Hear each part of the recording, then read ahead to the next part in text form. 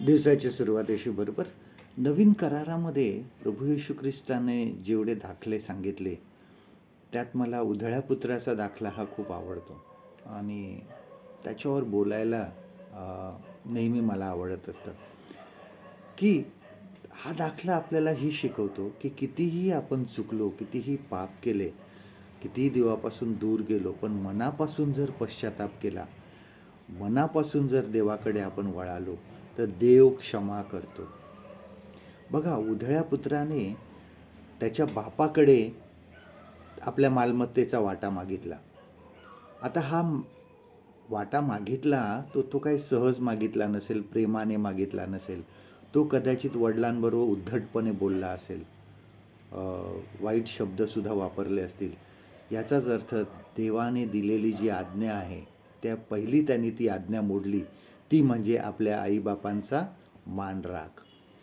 ही आज्ञा मोडून तो दूरदेशी निघून गेला आणि असं म्हणतात की चैनबाजी करून त्यांनी पैसे उडवले. चैनबाजी म्हणजे अनेक ठिकाणी जे काम न करण्यासारखे आहेत, कृत्य न करण्यासारखी आहेत, ती त्यांनी सुद्धा केली असेल आणि देवाच्या दृष्टीने जे पाप आहे ते सुद्धा त्यांनी केलं असेल. त्यानंतर असं म्हणतात की सगळे पैसे संपल्यावर तो कोणाकडे कामाला लागला, ज्या ठिकाणी डुकरं चारायचं त्याला काम मिळालं. जुन्या करार आपण वाचा की डुक्कर हा निषिद्ध मानला जायचा आणि तरीसुद्धा त्या डुकरांसोबत तो राहत होता. बघा, जुन्या करारामध्ये डुक्कर हे निषिद्ध मानलं जायचं, परंतु तरीसुद्धा तो त्या लोकांमध्ये त्या डुकरं चारायला जात होता, त्या डुकरांबरोबर राहत होता. याचा अर्थ जे वाईट आहे ते त्यांनी केलं. आणि अशी परिस्थिती येऊन ज्यावेळेस त्याला खरा पश्चाताप झाला, त्यावेळेस तो आपल्या बापाकडे आला. बघा, वचन असं सांगतं की बापाने त्याला दूर आहे असं पाहूनच ओळखलं. दाढी वाढली असेल, केस वाढले असतील, आंघोळ नाही, खराब झाला असेल, अशा परिस्थितीमध्ये सुद्धा त्याच्या बापाने त्याला ओळखलं. बघा, त्याच्या अंगात अंगरखा घातला. असं म्हणतात की ज्यावेळेस एखाद्या कोणाला सन्मान करायचा असतो, त्यावेळेस त्याच्या पूर्वी काळामध्ये अंगरखा घालायचे. आपल्याकडे पद्धत आहे बघा, एखाद्याचा सन्मान करायचा असेल तर त्याच्या अंगावर आपण शाल टाकतो. शाल देऊन त्याचा आपण सत्कार करतो.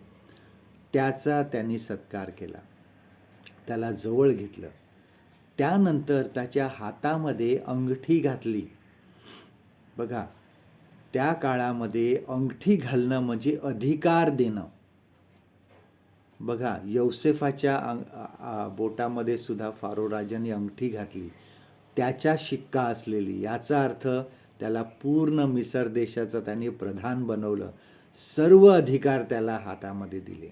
अंगठी घालणं म्हणजे अधिकार देणं.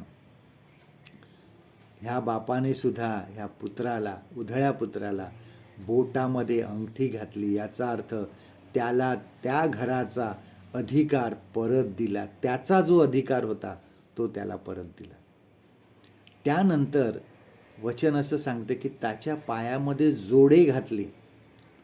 बघा, पूर्वीच्या काळांमध्ये, त्या काळामध्ये गुलाम लोक जोडे घालत नसत, ते तसेच फिरायचे.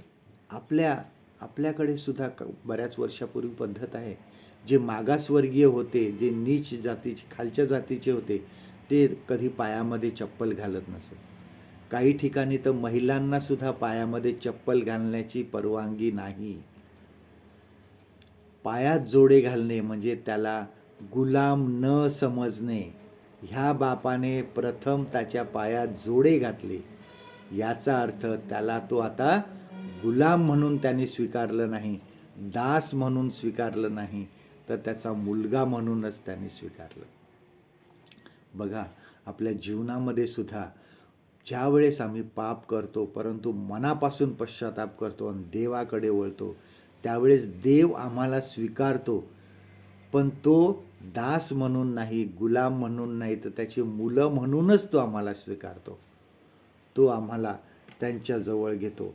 पाप केलं असेल पण मनापासून जर पश्चाताप केला तर देव आम्हाला क्षमा करतो आणि आम्हाला जवळ करतो. आजचं देवाचं वचन आपल्यासाठी हे आहे लूक शुभवर्तमान याचा 15वा अध्याय 32वा वचन. Gospel of look chapter 15 and वर्स 32. तरी उत्साह व आनंद करणे हे योग्य आहे, कारण हा तुझा भाऊ मेला होता तो जिवंत झाला आहे, हरवला होता तो सापडला आहे. परमेश्वर करो आजचा दिवस तुमच्यासाठी आशीर्वादित करो.